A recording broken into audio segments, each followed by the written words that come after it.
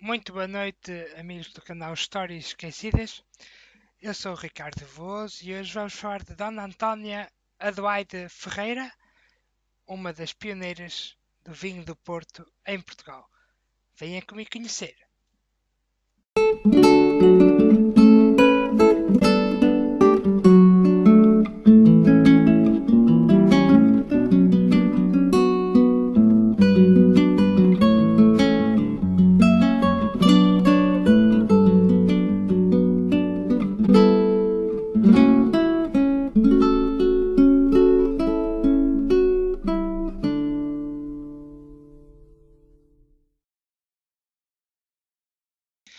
Ora, muito boa noite então a todos os amigos do canal Histórias Esquecidas. Eu sou o Ricardo Veloso e estou com mais um dia aqui com vocês no meu canal de YouTube para vos contar uma história um pouco desconhecida de muitos. Embora ela tenha ganho um protagonismo um pouco maior há uns anos atrás, ela é ainda desconhecida de grande parte dos portugueses e das pessoas em geral. Conhecem esta senhora que está aqui nesta imagem? Provavelmente não. E se eu disser, ela chama-se Antónia Adelaide Ferreira. Diz-vos alguma coisa? Para a maioria de vocês talvez não. E se eu falar de Dona Antónia Adelaide Ferreira, continua a não melhorar. Então, e se eu vos disser que existe o vinho Dona Antónia? Conhecem? Provavelmente sim. É esta senhora aqui que é a Dona Antónia Adelaide Ferreira, a que viria a dar o nome ao vinho do Porto Dona Antónia, uh, ou também conhecido como o vinho Ferreirinha. É do vinho do Porto Dona Antónia e sobre a sua criadora que no vídeo de hoje eu vou falar. Vou falar mais propriamente da figura que foi a Dona Antónia, que mais tarde viria a dar nome a um dos vinhos mais famosos do país. Mas antes de irmos para o vídeo, deixa o seu like, compartilhe com todos os seus amigos, com todas as pessoas que você puder e inscreva-se. Inscreva-se, é muito importante que vocês se inscrevam, porque quanto mais vocês se inscreverem, mais incentivam eu a fazer este tipo de vídeos, a contar este tipo de histórias para vocês. Portanto, é muito, muito, muito importante, ok? Já sabe que no nosso canal temos vários temas, sempre temas variados. Todos os dias um tema diferente, uma história diferente, para que você sempre fique por dentro das histórias mais curiosas e mais desconhecidas do mundo. Vamos então ao vídeo e vamos falar então de Dona Antónia da Adelaide Ferreira. Dona Antónia Adelaide Ferreira. A Dona Antónia Adelaide Ferreira era oriunda de uma família nobre, da família dos Ferreiras. Inclusive, era então filha já de um produtor de vinho do Porto, José Bernardo Ferreira. Era, portanto, filha deste senhor que acabei de falar agora. Ela nasceu em 4 de julho de 1811 na pequena freguesia de Gondim, pertencente ao Conselho de Peso da Régua, e viria a falecer a 26 de março de 1894. É sobre a Dona Antónia que nós hoje vamos falar, sobre esta pessoa que foi tão importante no seu tempo e ao mesmo tempo ainda hoje é tão desconhecida de muitos. Em que ela se notabilizou para existir até um vinho com o nome dela? Foi basicamente nisso, na produção de vinhos.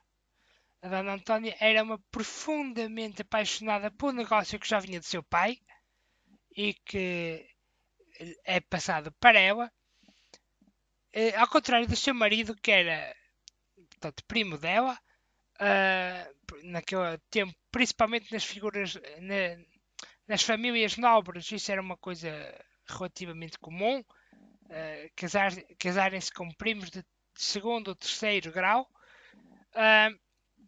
E portanto a Dona Adelaide Ferreira foi casada então com um seu primo que na verdade ele não gostava nada do negócio da família e esbanjou grande parte da fortuna. Embora o seu marido nunca tenha se interessado por os negócios da família, ele acaba falecendo prematuramente e a Dona Antónia acaba por ficar viúva aos 33 anos de idade, o que verdadeiramente viria a transformar-se num dos fatores motivadores do que viria a ser o resto da vida desta mulher tão importante em termos nacionais.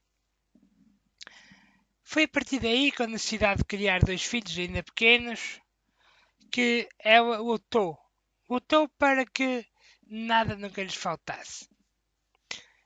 Ela geriu como ninguém e foi a primeira mulher em Portugal a assim o fazer. Geriu como ninguém o negócio da família que tinha herdado de seu pai. À sua morte, ela já possuía cerca de 26 quintas em todo o Douro Vinheteiro. Mas, no entanto, a menina de seus olhos era a quinta do Vesúvio, a qual foi inteiramente comprada e reconstruída e plantada segundo suas instruções durante alguns anos. No entanto, eram muitas as dificuldades, porque aquela zona do Douro ela não é muito fácil de ser trabalhada. O terreno é muito íngreme e as vinhas precisavam essencialmente de ser à beira do Douro a fim de que pudessem receber uma certa facilidade, tanto atmosférica, claro, mas também de transporte. Porque, como veremos daqui a pouco, durante muito e muito tempo, era com o transporte de barco que se fazia grande parte deste produto. Mas reparem, nesta imagem aqui, por exemplo, é um exemplo do tipo de paisagem, mais ou menos, claro, que vocês poderiam ver no tempo da Dona Antónia. No tempo da Dona Antónia, ela criou a sua quinta do Vesúvio mais ou menos desta forma. Porque ela precisou desbravar o que nunca ninguém tinha desbravado e transformou-a em algo verdadeiramente notável. Infelizmente, essa quinta hoje já não pertence aos Vinhos Ferreira, pertence sim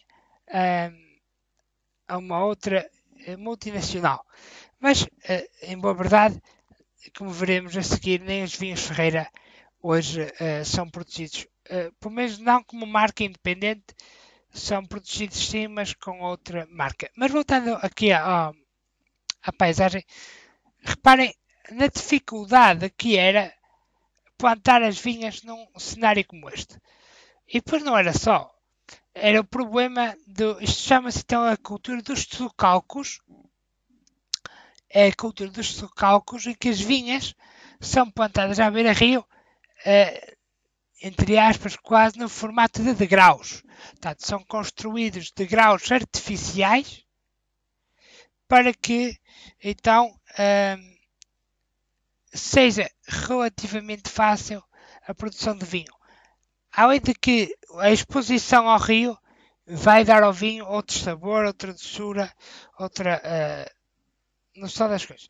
Que é isso que a Dona Antónia sabia perfeitamente.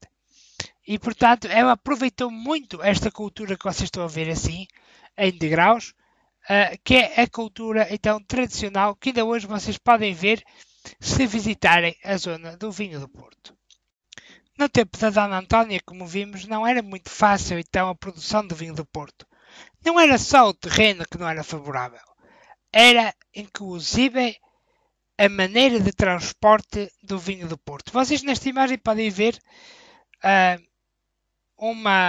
um barco, que era um tipo de barco tradicionalmente usado para o transporte do vinho do Porto, que é os barcos Rebelo, que ainda hoje são usados, mas não para transporte de vinho do Porto, mas de turistas. Hoje já são mais usados para turismo, mas no tempo da Dona Antónia, os barcos Rebelo eram usados sim para transporte de mercadorias na zona do Porto, porque por terra não era viável, porque não havia estradas como as hoje existem. Hoje quem quiser ir ao Douro é muito fácil, as estradas são ótimas, mas naquele tempo não era assim. No tempo da Dona Antónia não era assim. Quem vivia na zona do Douro estava praticamente isolado de tudo o resto. Portanto, a única maneira de sair dali era por via fluvial. Pelo menos era a via mais fácil.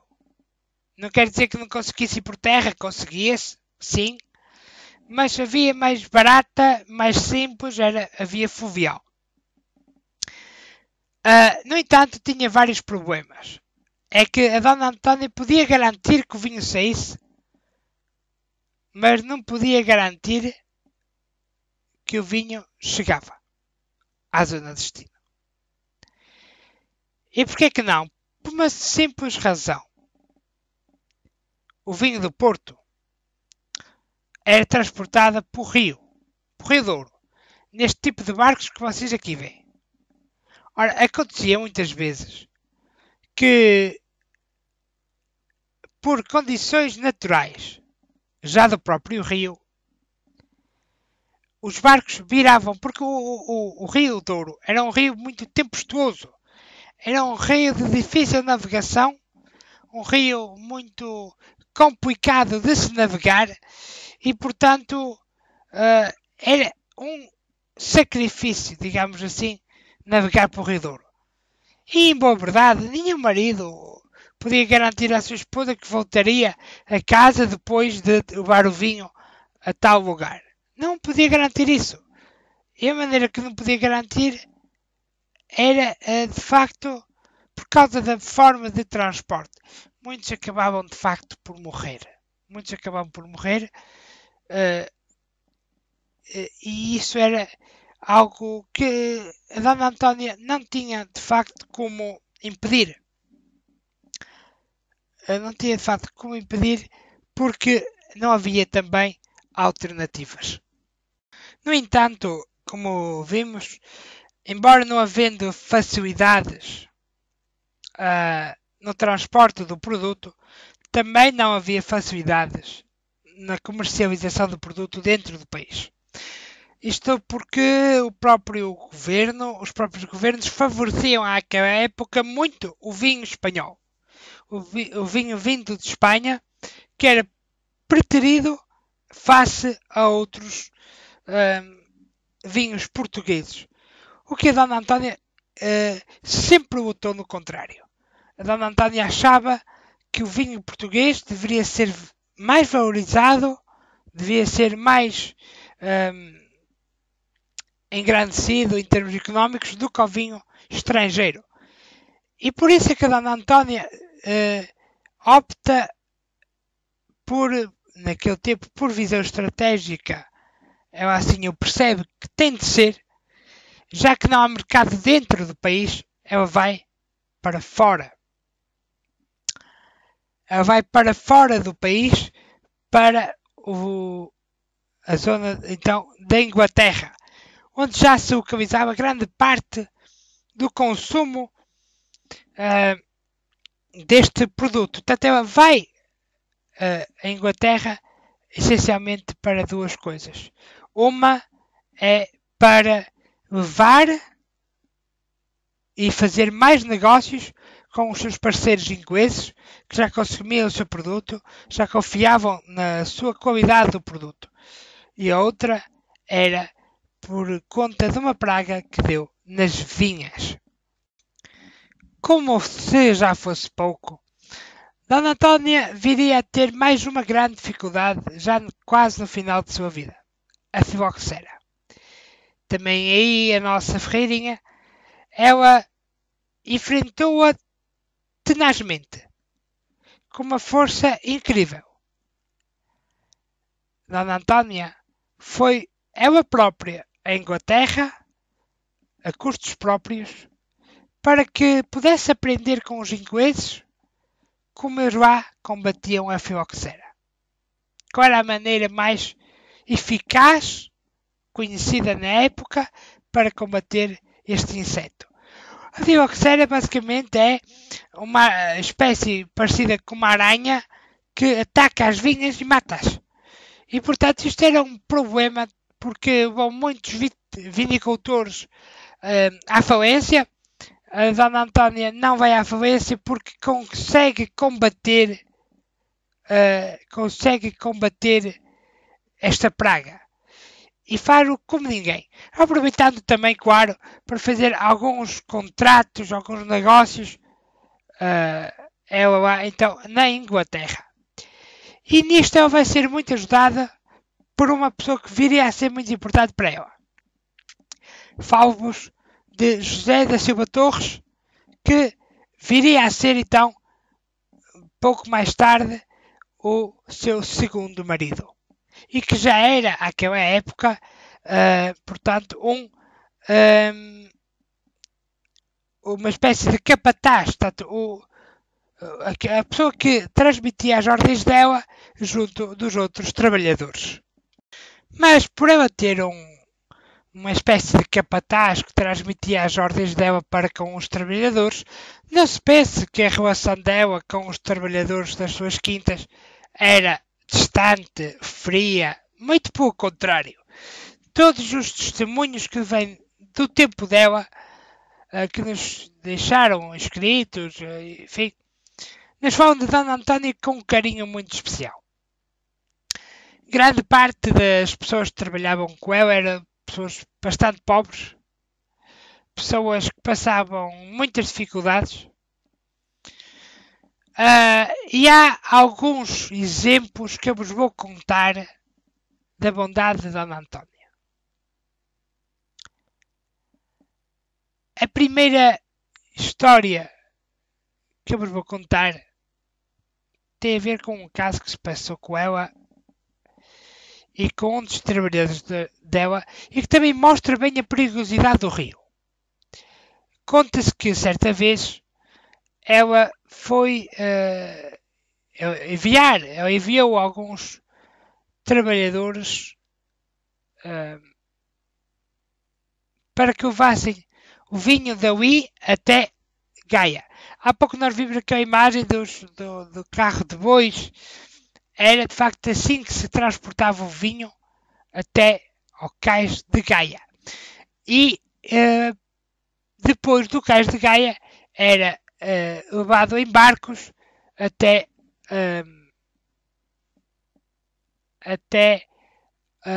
portanto, à Inglaterra.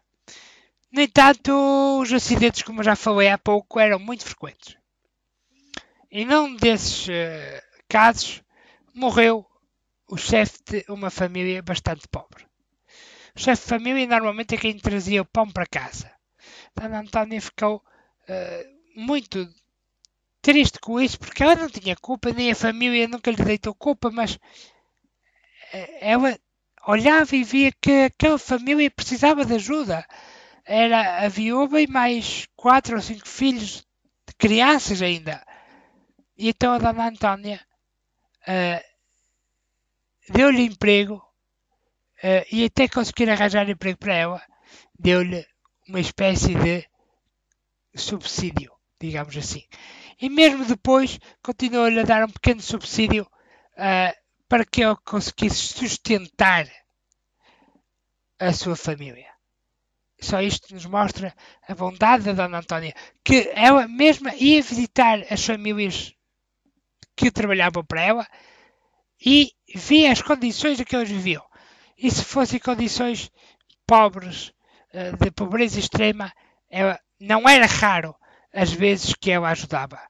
Se algum dos seus trabalhadores morria, porque às vezes acontecia, ela própria pagava todas as despesas dos funerais, ela própria pagava tudo o que fosse, porque de facto ela percebia duas coisas.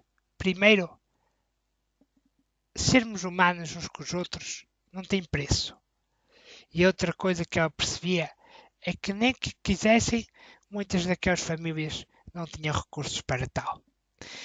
Por isso é que quando Dona Antónia morreu, no ano de 1894,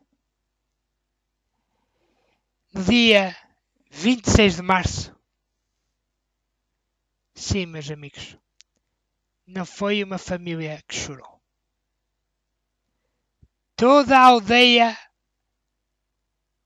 de Gondim,